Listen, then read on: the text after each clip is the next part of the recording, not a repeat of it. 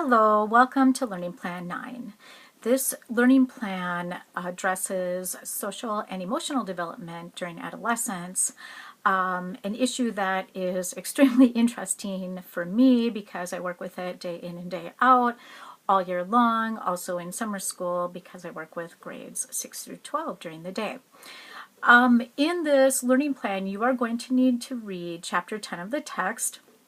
Look at the PowerPoints as usual, the videos, review and reflect on the learning activities, complete a reflection activity if that is needed, and then finish your Dear Adolescent email assignment and submit it by or on July 17th.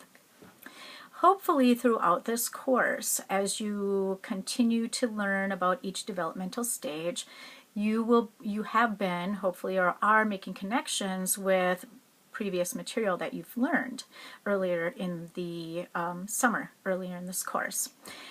In this chapter, there are two specific examples I'd like to address. One is the role of attachment in adolescence. Research has shown, and the text will tell you this, that those adolescents who were securely attached as infants have a much better chance of having secure relationships, engaging in less risky activity than those who developed insecure attachments. So I think I said this early on when we looked at attachment in infancy, that really does carry on through the lifespan into adulthood. So hopefully you'll find that interesting. Another is parent and adolescent conflict. Any of you, I don't know if any of you have adolescents, well, some of you, mention your children. There's a lot of conflict in adolescence. I have two daughters. They are now adults, and adolescents, especially the later middle school years, early high school years, are filled with conflict. I also deal with that with students at school. They'll come in, they've had an argument with their parent or guardian, they're struggling with that, they're struggling with something that their parent or guardian won't let them do, and on and on and on. And when we talk about it, I've often given them the example that, well, look, when you're young, your parents are your world, and as you get to your age, you are preparing for adulthood, and so you're spreading your wings, you're preparing to be independent, and that's a really tough process for parents because it's hard for parents to let go. It's emotionally very hard for parents to let go, oftentimes, most of the time, and it's hard for kids.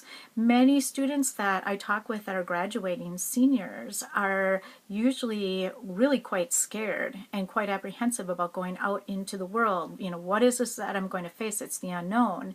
So as much as they may push back, they're also scared. However, you will hopefully learn from the text that the conflict that parents and adolescents go through is really a necessary part of their formation in actually preparing for adulthood.